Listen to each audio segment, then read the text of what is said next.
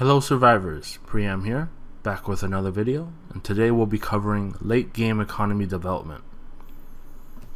So just a reminder, the advanced series is for base 19 to base 22. I personally recently upgraded to base 24, but I've been using everything outlined in this video since base 19. However, as you progress past base 22 and towards and even during base 25, things will get harder. You can only optimize as best you can, nothing will be perfect.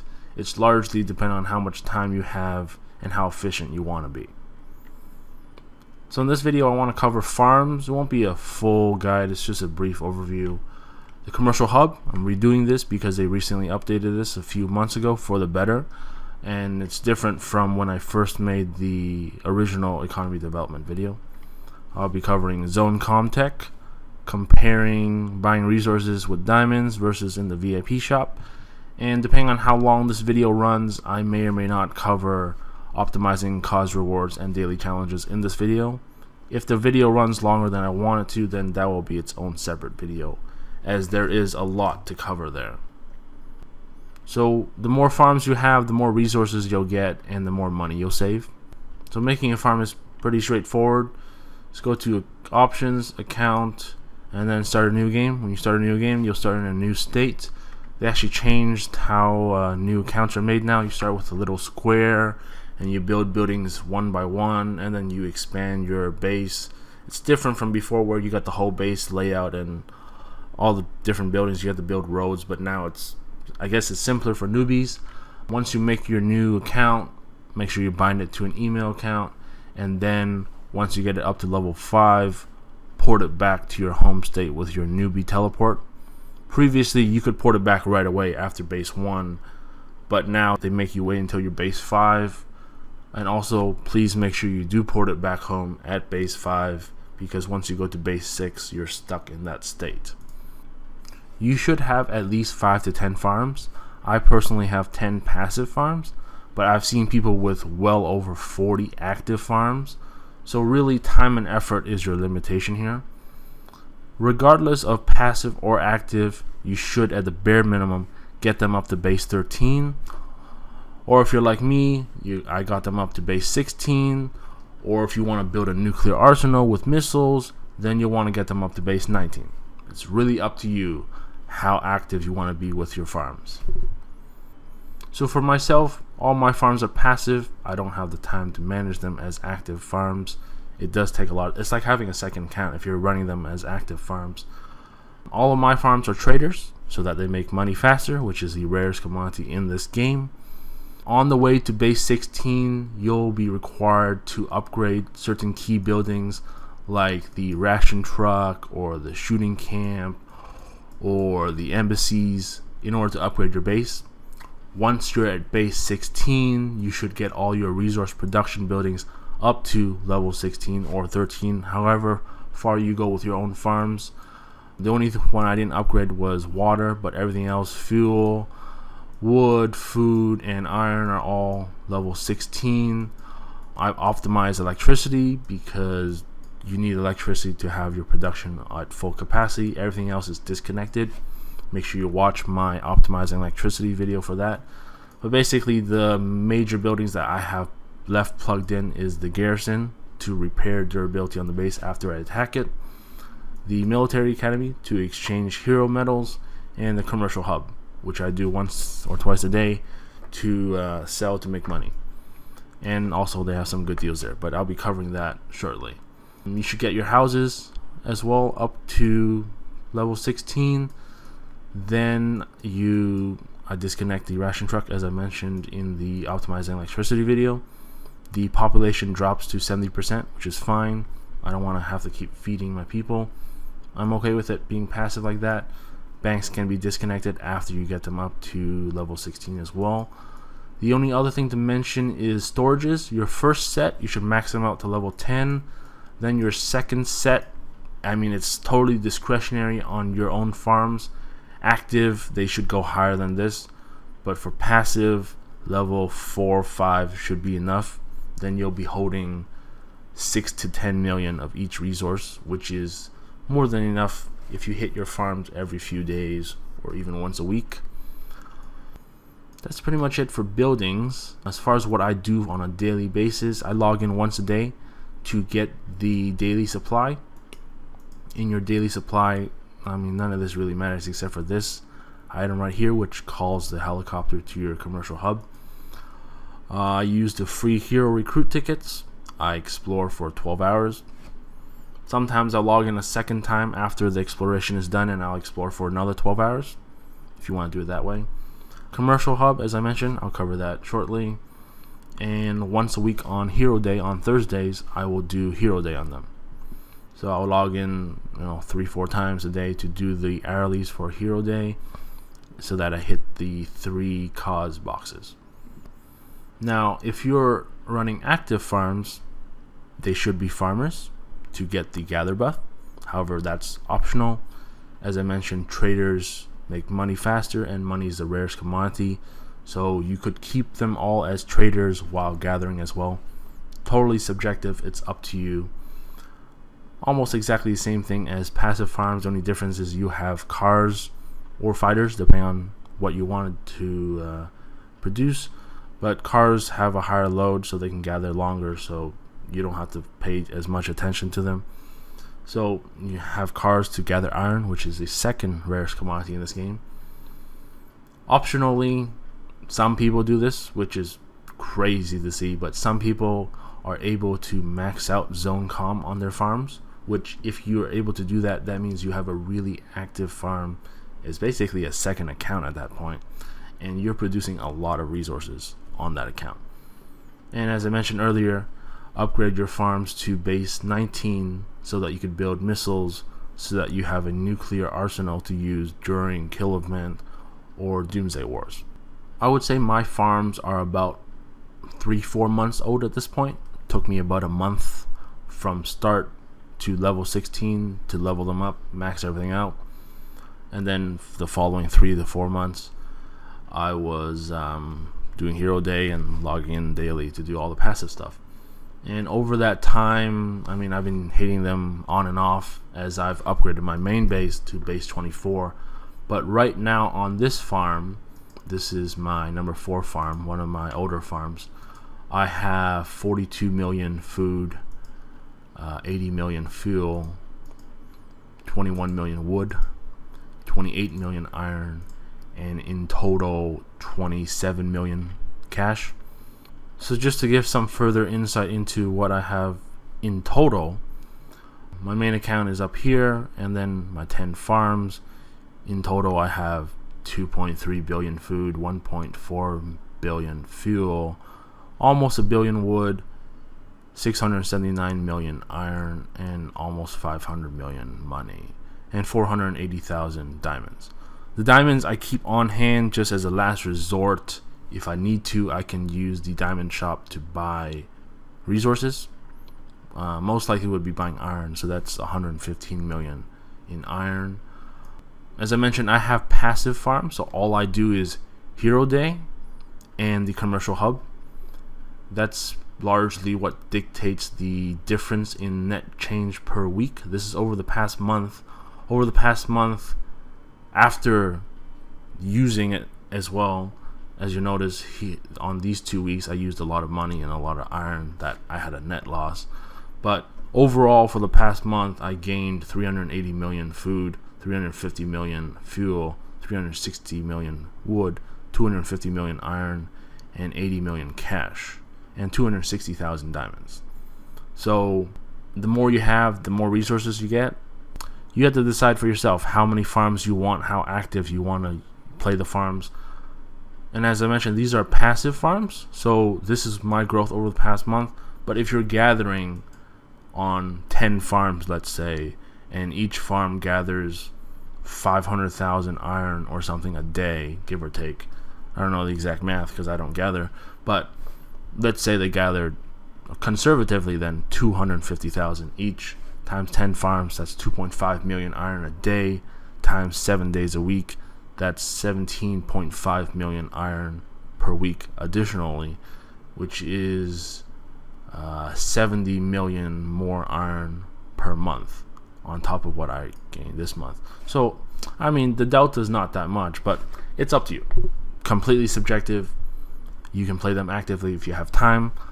I personally don't have time. I work 60, 70 hour weeks, so I don't have the time. I just log in once a day, do my dailies, and that's it. So that's it for farms. Hope that gives you some insight into how passive and active farms work. Let's move on to the commercial hub. So at game reset, or the first time you log into the game, the helicopter will arrive and you can sell your first load. After you sell your first load, you can force it to take off and call it back for free to sell a second load. As I mentioned earlier, the daily supply contains 2 helicopter landing sorties, which let you call the helicopter. Always sell water twice a day, and more if you need money. So I'm just going to switch to my main account now. You'll notice I already did my first one of the day, but I left the second one intentionally. If you click the commercial hub and click call, you can call it a second time for free, as I mentioned. So I'm just going to call it for free. Now it's going to fly in. I don't want to wait for the animation, so I'm just going to go straight to the hub here and then trade, and then I can sell resources. Based on what level your commercial hub is, you can sell more resources. So for me, per load I can make 900,000 cash. I'll sell water as usual. And also you can have an item exchange. This is completely random across all your accounts, and it changes on a daily basis. You never know what you're gonna get. Some deals are no-brainers, like 4 million wood for 4 million iron. That's a great deal. Don't even have to think about it. 4 million fuel for 2.4 million iron depends on your situation. As you saw previously, I have a lot of fuel and I have very little iron. I'll make that trade. I have a lot of food, so I'm okay trading food for Trailblazer parts. Other deals will require some calculation. For example, 2 million wood for 3 million fuel, and then 2 million fuel for 2 million iron. The 2 million fuel for 2 million iron, that's a no-brainer. But maybe you might not trade wood for the fuel because, I don't know, for whatever reasons, you're low on wood. But if you do the math, you go down 2 million wood and 2 million fuel to gain 3 million fuel, 2 million iron. The net is you go down 2 million wood to gain 1 million fuel and 2 million iron. So you're basically changing wood for fuel and iron, which is a good trade. So as you saw earlier, I sold 1 load of water. I can force it to take off now, and then I can immediately call it back using a helicopter sortie.